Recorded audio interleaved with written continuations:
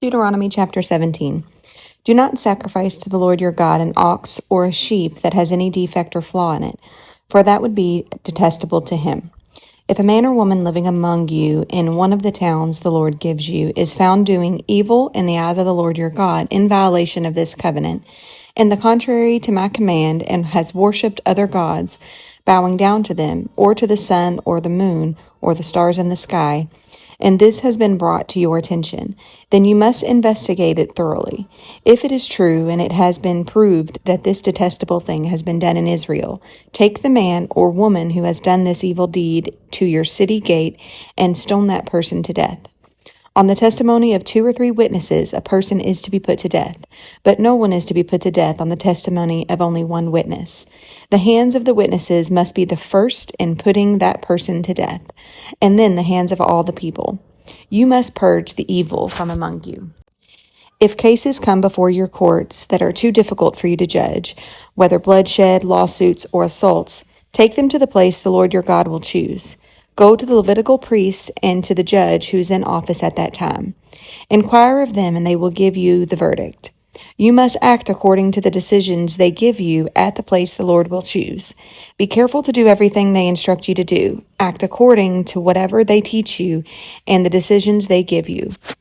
Do not turn aside from what they tell you to the right or to the left.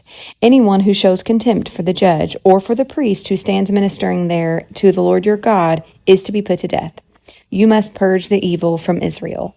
All the people will hear and be afraid and will not be contemptuous again. When you enter the land the Lord your God is giving you and have taken possession of it and settled in it, and you say, "Let us set a king over us like all the nations around us," be sure to appoint over you a king as the Lord your God chooses. He must be from among your fellow Israelites. Do not place a foreigner over you, one who is not an Israelite. The king, moreover, must not acquire a great number of horses for himself, or make the people return to Egypt to get more of them. For the Lord has told you, you are not to go back that way again. He must not take many wives, or his heart will be led astray. He must not accumulate large amounts of silver and gold. When he takes the throne of his kingdom, he is to write for himself on a scroll a copy of this law, taken from that of the Levitical priests. It is to be with him, and he is to read it all the days of his life, so that he may learn to revere the Lord his God and follow carefully all the words of this law and these decrees, and not consider himself better than his fellow Israelites, and turn from the law to the right or to the left. Then he and his descendants will reign a long time over this kingdom in Israel. Chapter 18. The Levitical priests, indeed the whole tribe of Levi, are to have no allotment or inheritance with Israel. They shall live in the food offerings presented to the Lord, for that is their inheritance. They shall have no inheritance among their fellow Israelites. The Lord is their inheritance, as he promised them. This is the share due to the priest from the people who sacrifice a bull or a sheep, the shoulder, the internal organs, and the meat from the head. You are to give them the first fruits of your grain, new wine and olive oil, and the first wool from the shearing of your sheep. For the Lord your God has chosen them and their descendants out of all your tribes to stand and minister in the Lord's name always. If a Levite moves from one of your towns anywhere in Israel he is living, and comes in all earnestness to the place the Lord will choose, he may minister in the name of the Lord his God like all his fellow Levites who serve there in the presence of the Lord. He is to share equally in their benefits, even though he has received money from the sale of family possessions. When you enter the land your Lord your God has given you, do not learn to imitate the detestable ways of the nations there. Let no one be found among you who sacrifices their son or daughter in the fire, who practices divination or sorcery, interprets omens, engages in witchcraft, or casts spells, or who is a medium or spiritist, or who consults with dead. Anyone who does these things is detestable to the Lord. Because of these same detestable practices, the Lord your God will drive out those nations before you. You must be blameless before the Lord your God. The nations you will dispossess listen to those who practice sorcery or divination. But as for you, the Lord your God has not permitted you to do so. The Lord your God will raise up for you a prophet like me from among you, from your fellow Israelites.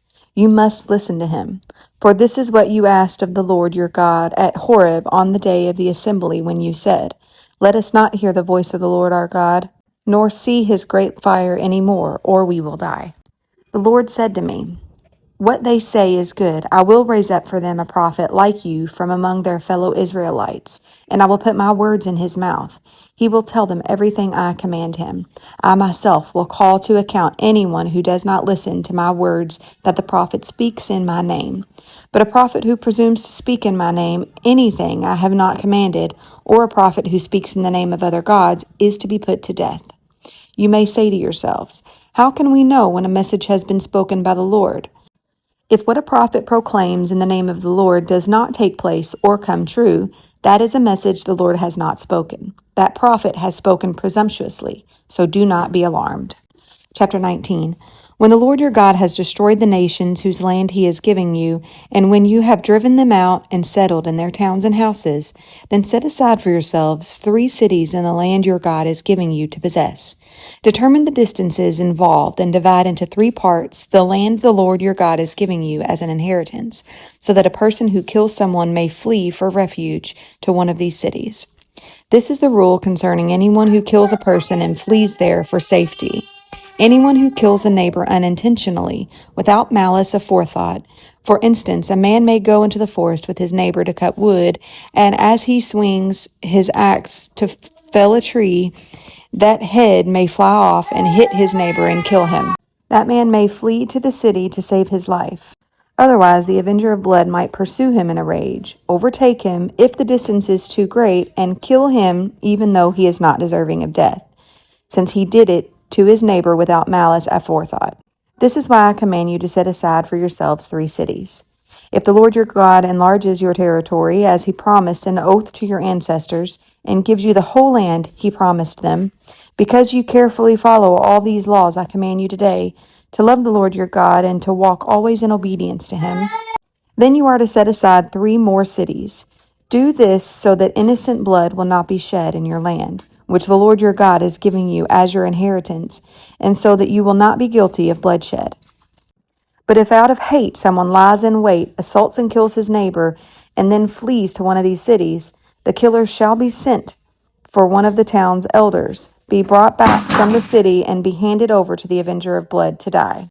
Show no pity. You must purge from Israel the guilt of shedding innocent blood, so that it may go well with you. Do not move your neighbor's boundary zone set up by your predecessors in the inheritance you receive in the land of the Lord your God is giving you to possess. 1 witness is not enough to convict anyone accused of any crime or offense they may have committed. A matter must be established by the testimony of 2 or 3 witnesses.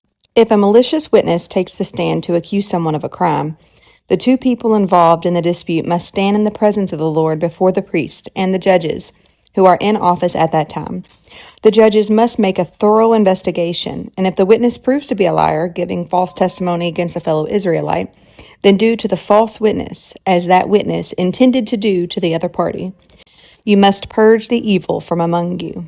The rest of the people will hear of this and be afraid, and never again will such an evil thing be done among you.